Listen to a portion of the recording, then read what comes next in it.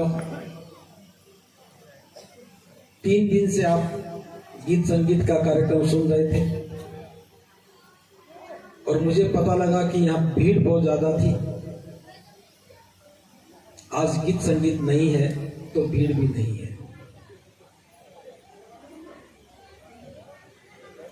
इससे पता चलता है कि हमारी चाहत क्या है। हम लोग जीवन निर्माण की बजाय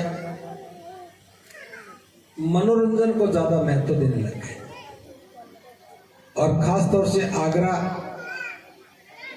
गीत संगीत पर ज्यादा जोर देता है, ज्ञान पर, धम्म पर, जीवन को श्रेष्ठ बनाने पर बिल्कुल भी नहीं देता। मुझे ये तो मालूम नहीं कि आपने 3 दिन में क्या सीखा, लेकिन एक बात जो मैंने देखी, बाबा साहब 1956 में आगरा में आए थे और पहली बार यहां बुद्ध विहार की नींव रखी। उसके बाद बुद्ध विहार बन गया, लेकिन यहां मैं देख रहा हूं आपने भी बस्ती में बुद्ध विहार बनाया। पता लगा कि 2-2 बने हैं, कथा भी होती है, लेकिन भिक्षुओं के पैर छूते हैं। इससे पता लगता कि यहां बौद्ध धर्म का कोई काम नहीं हुआ। तो आज से मैं बता रहा हूं, किसी भी बौद्ध भिक्षु के चरण स्पर्श नहीं करने हैं। कभी भी किसी भिक्षु के चरण स्पर्श नहीं करने हैं, क्योंकि महाकारुणिक बुद्ध ने ऐसा करने के लिए मना किया है। अगर हम बौद्ध हैं और बुद्ध में विश्वास करते हैं तो हमें उनके द्वारा बनाई हुई परंपराओं को समझना चाहिए। ना तो महिला किसी का चरण स्पर्श करे, ना पुरुष करे। भिक्षुओं का सम्मान करने का एक ही तरीका है, आप खड़े हैं तो दोनों हाथ जोड़ करके झुक करके अभिवादन कर सकते हैं, बैठे हैं तो घुटनों के बल बैठ करके जैसे नमन किया था ऐसा आप कर सकते हैं। आपके हाथ में पुष्प है तो दोनों हाथों से पुष्प हाथों में दे सकते हैं। ये तरीके हैं अभिवादन करने के। लेकिन जो दूसरे धर्म में सिखाया गया अपना पल्लू पकड़ करके पैरों के हाथ लगाना, ये बौद्धों में कोई परंपरा नहीं है। ना तो कोई उपासक उपासिका भिक्षु को स्पर्श करते हैं और ना ही भिक्षु किसी को स्पर्श करते हैं। अगर भिक्षु भी किसी के सिर पर हाथ रख करके आशीर्वाद देता है तो वो भी गलत है। ये मैं इसलिए बता रहा हूं क्योंकि ये बुनियादी चीज है। इसी बात से पता लगता है कि हमारा धर्म समझ में आया या नहीं आया। दूसरी बात जो मैं कहना चाहता हूं, बाबा साहब ने हमें बुद्ध की शरण में जाने के लिए क्यों कहा, और ये बात समझ में आएगी तो यहां से हमारा जीवन भी बहुत सुंदर होने लगेगा। बाबा साहब ने हमारे जीवन को बहुत सुंदर तरीके से समझा। हमारे साथ जुल्म होता है, भेदभाव होता है, अन्याय होता है, हमारा सम्मान नहीं होता। आज तो पढ़ने का अधिकार है, लेकिन पहले पढ़ने का अधिकार भी नहीं था। हम लोग गरीब हैं, हमारे साथ समस्याओं के अलावा कुछ भी नहीं है, समस्या ही समस्या है। बस्तियों में शराब का प्रचलन बहुत ज्यादा है। कोई शराब नहीं पीता होता तंबाकू खाता होगा, तंबाकू नहीं खाता हो तो मंजन रगड़ता होगा, पुरुष नहीं करते हो तो महिलाएं मंजन से सारा दिन नशा करती होंगी। अगर हम अपने जीवन को देखें तो हमारे जीवन में सुख नजर नहीं आता। किसी के बच्चे बिगड़ गए, किसी के बच्चे कहा नहीं मानते, वो भी सारा दिन आवारागर्दी करते हैं। और ऐसे में अगर हम सुख की बात करें तो फिर ये बहुत दूर की बात हो जाती है। तब बाबा साहब ने देखा कि हमारे जीवन में सुख कहां से आएगा, कैसे आएगा। तो बाबा साहब दुनिया के सबसे ज्यादा विद्वान थे। उन्होंने अपने पूरे ज्ञान की साधना के साथ और पूरे जीवन के अनुभव के बाद एक अंतिम निर्णय लिया कि हम लोगों को बुद्ध की शरण में जाना चाहिए और बौद्ध बनना चाहिए। बुद्ध की शरण में जाने के बाद ही हमारी समस्याओं का समाधान होगा। ऐसा किसने सोचा? बाबा साहब ने सोचा और आगरा में आके कहा कि मैं जल्दी ही आप लोगों को एक बहुत सुंदर धम्म का मार्ग देने जा रहा हूं। यहां से जाने के बाद 5-6 महीने के बाद बाबा साहब ने बुद्ध की शरण ली। अब सोचने की बात यह है, बाबा साहब के जीवन का वो अंतिम निर्णय था। पूरी ज्ञान की साधना के बाद, पूरे जीवन के अनुभव के बाद बाबा साहब के जीवन का वो अंतिम फैसला था कि बाबा साहब बुद्ध की शरण में गए और हमें भी बुद्ध की शरण में जाने के लिए कहा। क्या हमारे जीवन की शुरुआत वहां से नहीं होनी चाहिए थी? जो बाबा साहब के जीवन का अंतिम फैसला था, हमारे जीवन का वो पहला फैसला होना चाहिए था। अगर ये बात हमारी समझ में आ जाती तो हम अपने जीवन की शुरुआत बुद्ध से करते। अगर बुद्ध से शुरुआत करते तो क्या होता है? हमारा जीवन बहुत सुंदर होता है। पहली बात तो ये, बुद्ध के धम्म में कोई भी गैर बराबरी नहीं है, कोई भी छोटा बड़ा नहीं है, कोई किसी से बड़ा नहीं, कोई किसी से छोटा नहीं। सभी एक दूसरे को अपने बराबर ही समझते हैं। समानता की भावना है, समता की भावना है। आप लोग नारे भी लगा रहे होंगे, मैं बोल रहा हूं, आप पीछे बोलना। बौद्ध धर्म की क्या पहचान? महिलाएं नहीं बोली। बौद्ध धर्म की क्या पहचान? आज पहली बार बोल रहे हैं या पहले भी बोला है? पहले बोला है। आप लोगों ने पहली बार बोला है, पहले भी बोला है, रोज बोलते हैं। तो फिर एक बार बोलिए, बौद्ध धर्म की क्या पहचान? ये नारा है या धम्म का सिद्धांत है? अगर सिद्धांत है तो व्यवहार में उतरना चाहिए। व्यवहार में उतरना चाहिए। व्यवहार में उतार लिया तो इसका मतलब है कि हम बुद्ध के अनुयायी हैं, बुद्ध की बात को माना है। और अगर व्यवहार में नहीं उतारा है तो इसका मतलब बुद्ध से हमें कुछ लेना देना नहीं है। अब ईमानदारी से बताइए, आप कौन कौन इस बात पर भरोसा करते हैं कि मानव मानव एक समान होने चाहिए? सभी करते हैं। चलो करते हैं, मैं मान लूंगा। नहीं भी करते तो अपने हाथ ऊपर किया, आज से करना। जब मानव मानव एक समान है, बौद्ध धर्म की यही पहचान है, तो हमारी पहचान भी होनी चाहिए। लेकिन मैं जानता हूं आप सारे लोग यहां तो बड़े जोर से नारा लगा रहे हो, बौद्ध धर्म की क्या पहचान? मानव मानव एक समान। जो ही घर की दहलीज में जाओगे, अपने ही घर में अपनी ही महिलाओं के साथ दूसरा व्यवहार करते हो। जो व्यवहार पुरुषों के साथ है, क्या वो महिलाओं के साथ करते हो? क्या महिलाओं को बराबर मानते हो? हाँ या ना? मानते हैं? अगर मानते हैं तो मेरी बात ध्यान से सुनिए।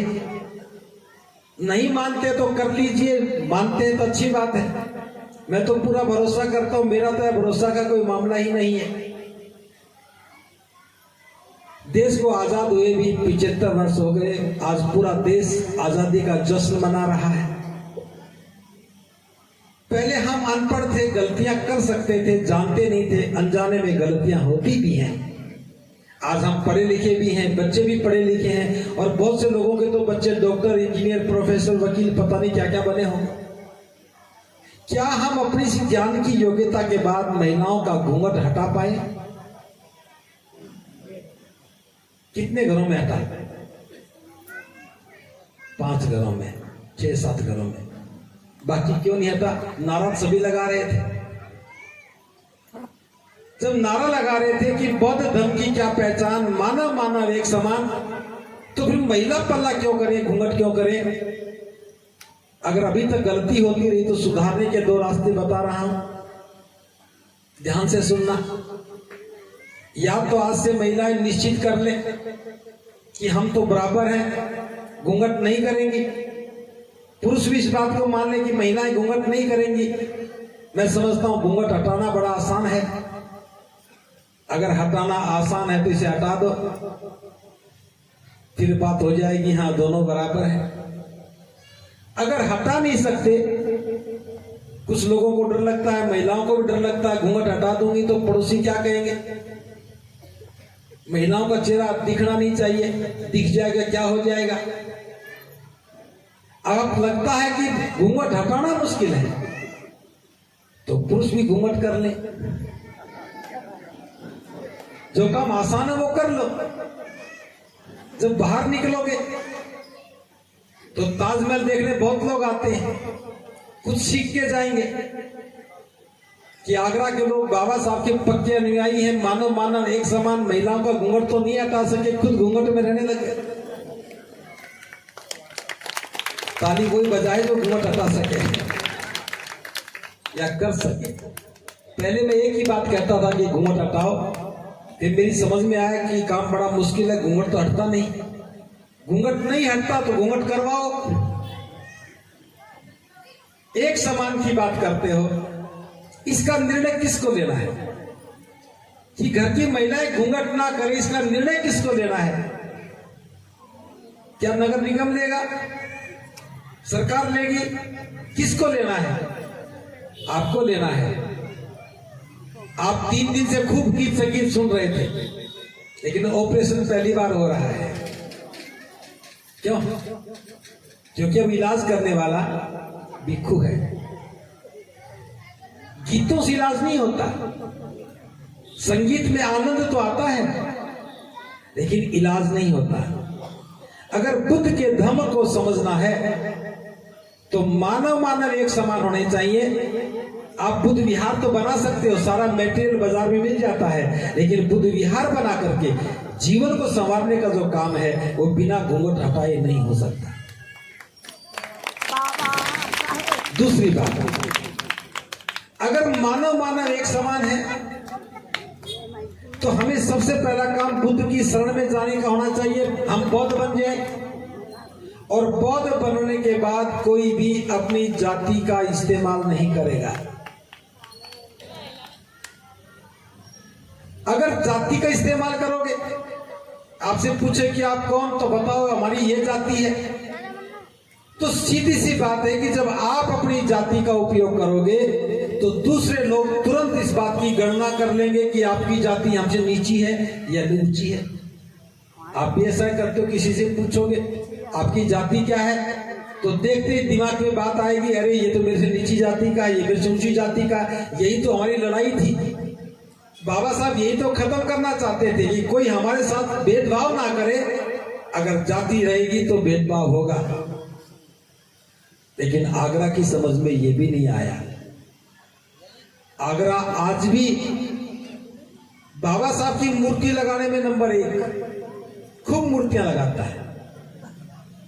बाबा साहब की जयंती मनाने में भी मेरे ख्याल से देश में सबसे आगे होगा। 3-3 दिन तक पूरा आगरा सज जाता है, सजता है ना। और बुद्ध पूर्णिमा भी आप बहुत बड़े उत्सव में मनाते हो। जितनी बड़ी बाबा साहब की जयंती मनाते हो उतनी तादाद में करौली भी तो जाते हैं। अब 14 अप्रैल को जयंती मना रहे हो और होली से पहले करौली जा रहे हो। बड़ा आश्चर्य लगता है जब मैं आगरा को देखता हूं। आगरा एक साल में 4 बार मौसम बदलते हैं, ऐसे आगरा भी बदलता है।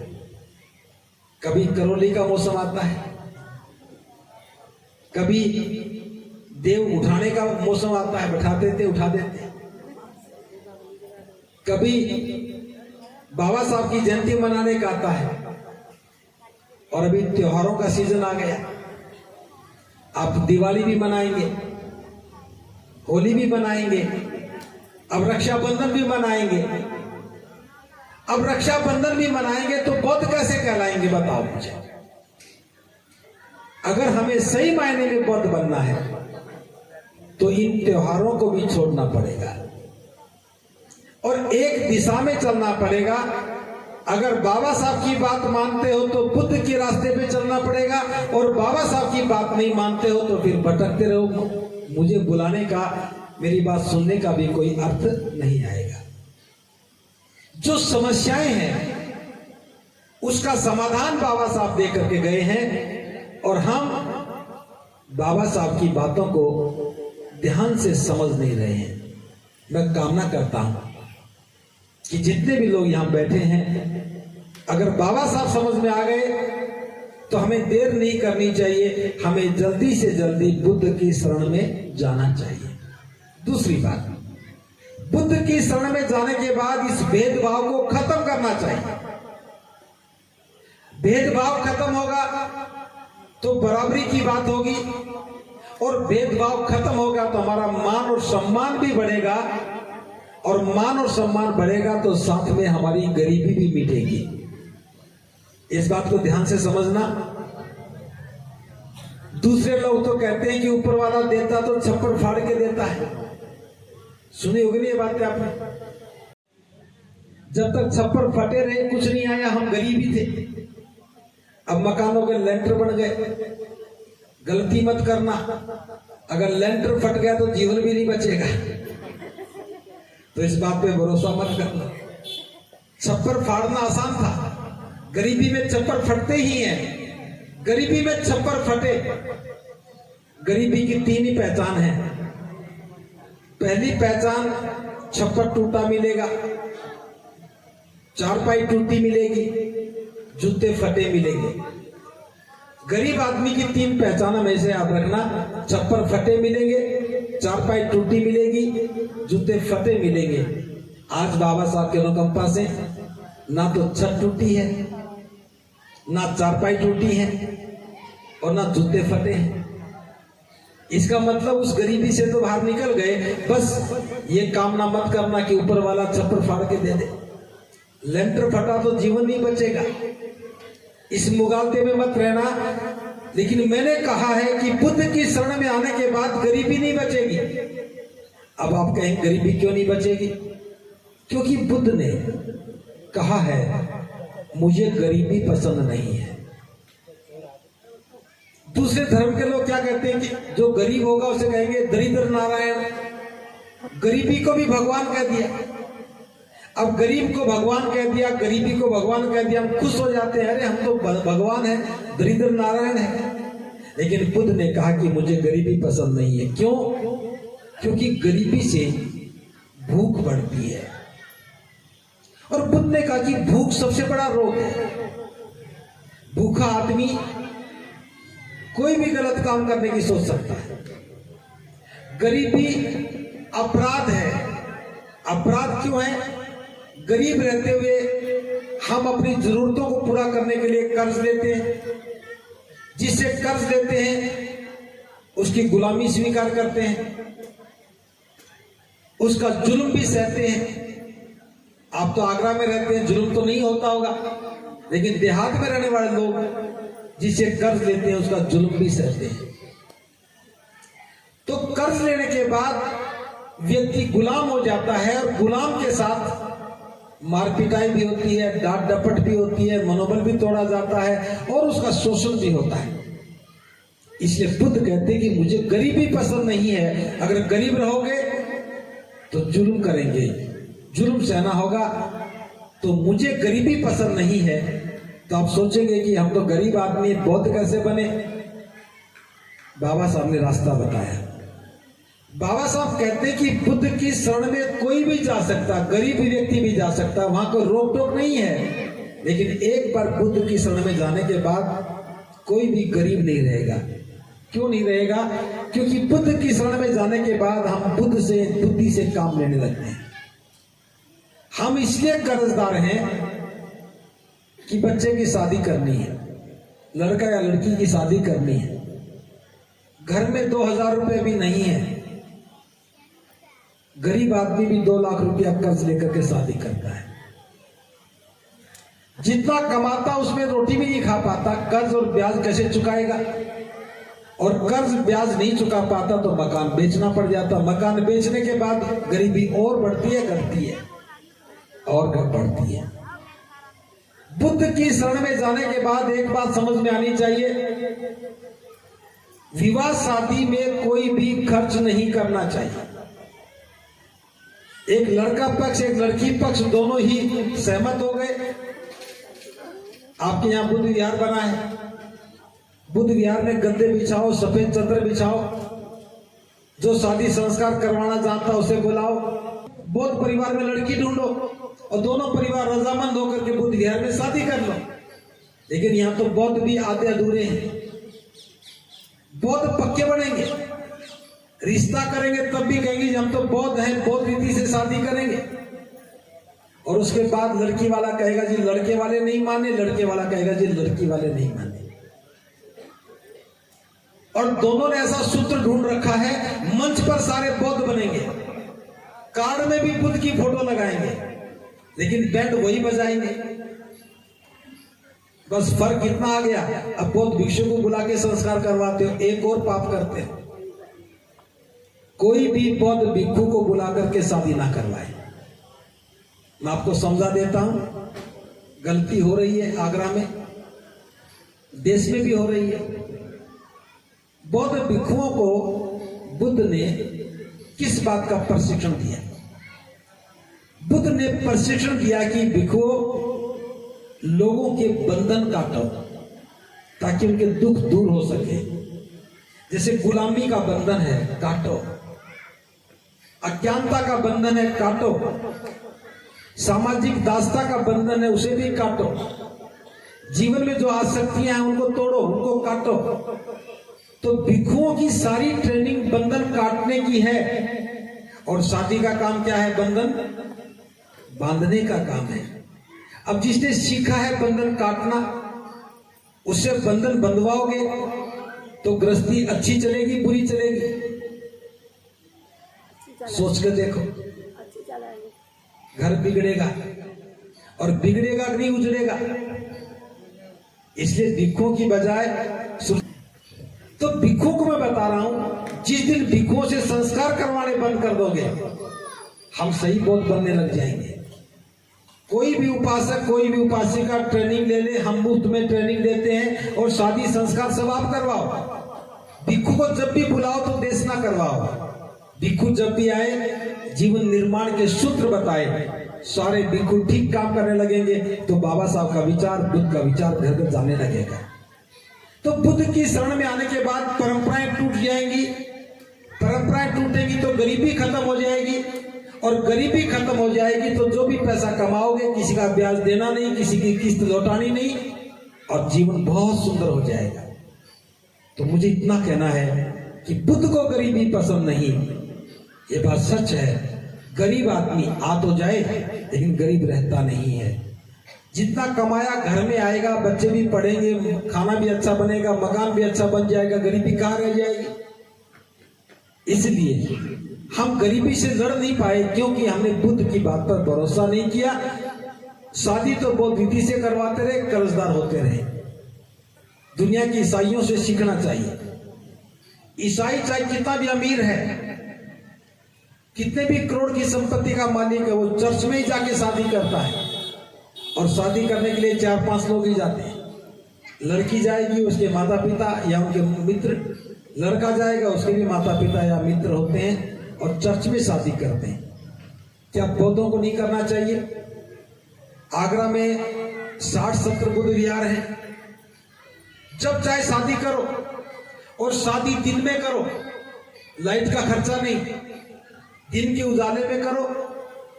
बारात और दावत 2 चीज बिल्कुल नहीं बुलानी, क्योंकि सारा उपद्रव बारात से चलता है। बारात आएगी तो टेंट लगेगा, बारात आएगी तो दावत होगी, बारात आएगी तो बैंड बजेगा, बारात आएगी तो पिएंगे, बारात आएगी नाचेंगे, नाचेंगे तो उड़दंग होगा, उड़दंग होगा पिटेंगे। सारे उल्टे काम बारात से होते हैं।